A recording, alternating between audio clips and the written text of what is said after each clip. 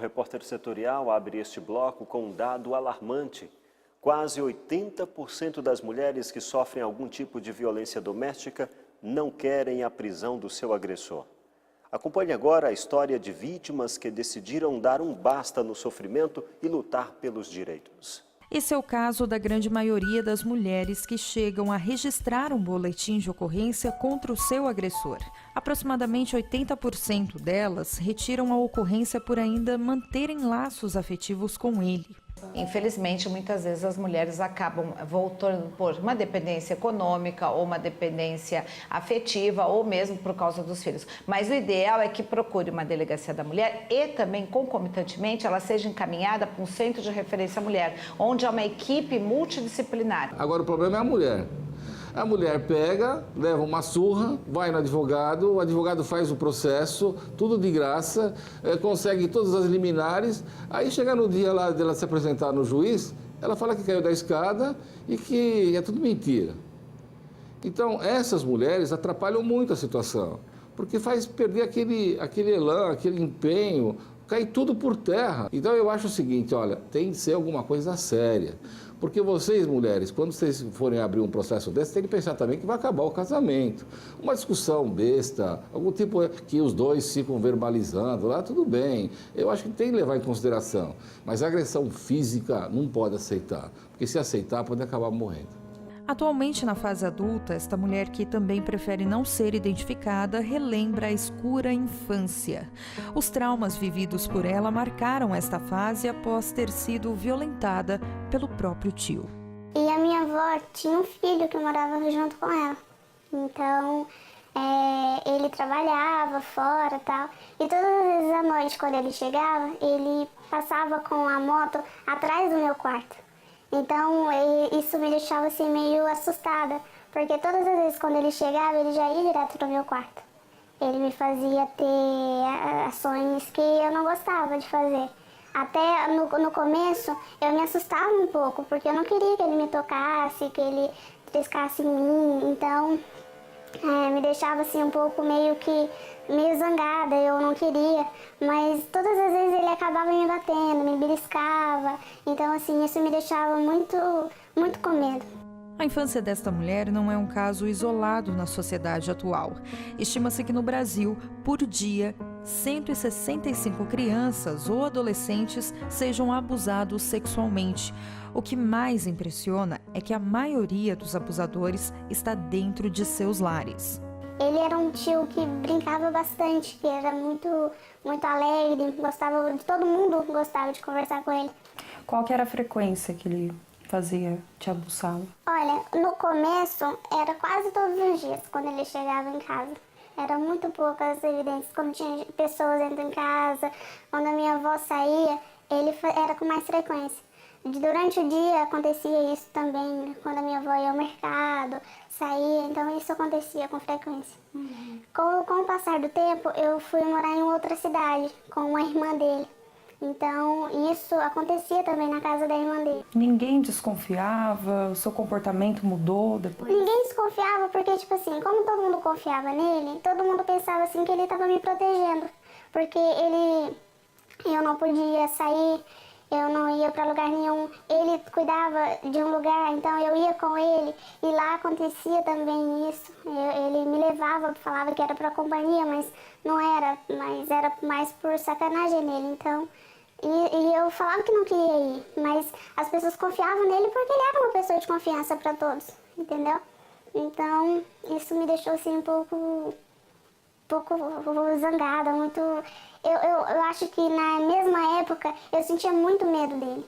Eu não gostava de conversar com ele. Quando ele chegava, eu sempre fui uma pessoa que sorria bastante, que eu gostava de brincar, mas quando ele chegava, eu ficava retraída. Porque ele te agredia? Porque ele me batia muito.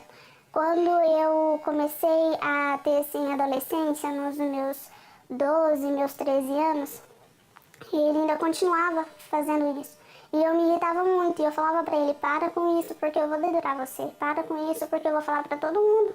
E a última vez que ele triscou em mim foi no dia do casamento dele. Ele me bateu muito. Ele casou? Ele se casou. Ele me bateu muito, que no casamento dele eu tive que ir de blusa de frio, assim, tava sol.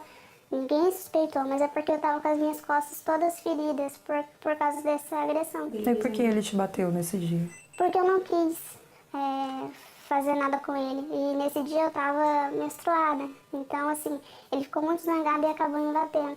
Então, foi meio que assim, para mim, no casamento dele, parece que foi uma libertação, entendeu? De que ele nunca mais ia fazer isso comigo. Há um amadurecimento, entre aspas, de comportamento, mas de emocional não. Ela pode ter mais maturidade de esconder aquilo, porque é uma situação que vai causar horror para a família, ela pode ser ameaçada para não contar. Então ela vai vivendo uma infância meio adulta. Por quê? Exatamente por essas situações de ameaças. Está na lei. A infância é prioridade absoluta. Todas as garantias do direito à vida, ao respeito, à convivência com a família devem ser preservadas. Mas no Brasil, a cada hora, 15 crianças são vítimas de algum tipo de violência. Esse número se refere apenas aos casos denunciados. Eu não entendo porque uma pessoa de 11 anos, uma criança de 11 anos, chame a atenção de um adolescente, de um homem, entendeu? Então, é meio assim, sem saber o que fazer, porque é nojento isso. Eu acho que o homem se interessa por uma mulher e não por uma criança, né? E na sua mente, você acha que se você tivesse tratado isso antes, se você tivesse denunciado, será que seria diferente? Às vezes eu tenho medo, porque, assim, hoje eu ainda não tive coragem de falar pra toda a minha família. Eu tô aqui falando pra você porque eu acho que é uma hora que já tá passando do tempo de eu mostrar para outras pessoas também que precisa ver isso que acontece com todo mundo. Eu não tenho coragem de denunciá-lo, porque ele é uma pessoa muito constante na minha vida e muito influente para minha família. Se eu chegasse hoje a denunciá-lo, me colocariam a culpa em mim. Recentes pesquisas mostram que a prática de exercícios não só é segura e possível durante o tratamento do câncer, como também pode melhorar a disposição, o corpo e a qualidade de vida do paciente. Ao longo de 11 anos, mais de 1.400.000 pessoas foram estudadas pelo Instituto Nacional do Câncer dos Estados Unidos. O estudo relacionou a atividade física com a incidência de 26 tipos de câncer. Os resultados mostram que uma vida mais ativa está associada a um menor risco de desenvolvimento de pelo menos 13 tipos. Quando praticado exercício físico regularmente, o risco de câncer no esôfago cai 42%. O câncer de fígado tem 27% menor risco de ser desenvolvido, o pulmonar 26% e o de rim 23%. Estômago, endométrio e leucemia aparecem com 22%, 21% e 20% respectivamente. A atividade física ainda ajuda a diminuir as chances de desenvolver câncer mieloma, de cólon e de cabeça e pescoço e retal, sem contar câncer na bexiga e de mama. Em média, as pessoas mais ativas são 7% menos suscetíveis a desenvolver a doença. Nas regiões onde há grande incidência de raios ultravioleta, foi notado o aumento de 27% no risco de desenvolver melanoma, um tipo de câncer de pele. A OMS divulga relatórios sobre a poluição do ar em vários estados brasileiros. Estima-se que 2 milhões de pessoas morrem a cada ano devido à inalação de partículas finas em ambientes internos e externos. Um relatório da Organização Mundial da Saúde mostra que cerca de 80% das pessoas que vivem em grandes cidades estão expostas a níveis de qualidade do ar que não respeitam os limites fixados pela OMS. O estudo diz que 98% das cidades com mais de 100 mil habitantes em países de baixa renda ou média não respeitam as diretrizes da OMS sobre a qualidade do ar. Já nos países de renda alta, o índice cai para 56%. A contaminação do ar com partículas de sulfato, nitratos e carbono negro representa o principal risco ambiental para a saúde. A poluição aumenta o risco de acidente vascular cerebral, de cardiopatia, de câncer de pulmão e de doenças respiratórias agudas, especialmente a asma, que provoca mais de 3 milhões de mortes prematuras por ano no mundo.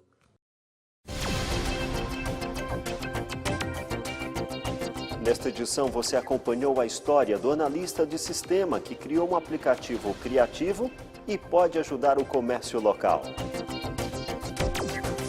Inaugurada a Casa de Acolhimento para Dependentes Químicos em Cidade do Vale. O preço da cesta básica subiu mais uma vez. Sedentarismo pode matar tanto quanto o tabagismo. Castramóvel ajuda no controle de natalidade de cães e gatos na região. Estes são alguns dos destaques mais importantes desta edição. Você pode rever tudo em nosso portal, repórtersetorial.com. Acesse, compartilhe. Visite também nossa página no Facebook, Instagram e nosso canal no YouTube. Nós temos um encontro marcado de segunda a sexta, ao meio-dia, e aos sábados e domingos, às 11 da noite. E lembre-se, a boa notícia é, quando Jesus voltar, todo olho verá.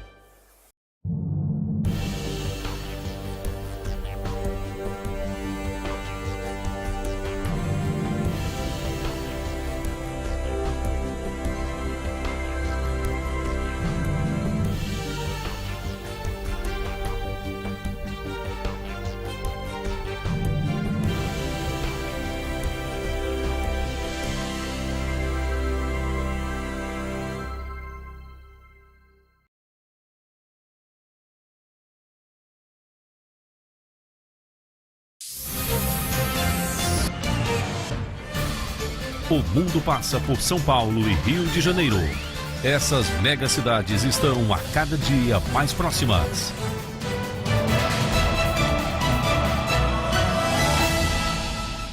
A rodovia Presidente Dutra é o caminho que liga a cidade maravilhosa à maior capital do país.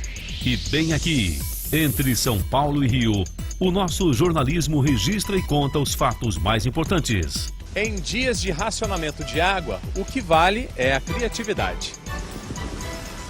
Equipes de reportagens de Pindamonhangaba e Jacareí, comentaristas e convidados do Vale do Paraíba, Serra da Mantiqueira e Litoral Norte se unem para levar até você mais informação de segunda a sexta, do meio-dia à 1 da tarde.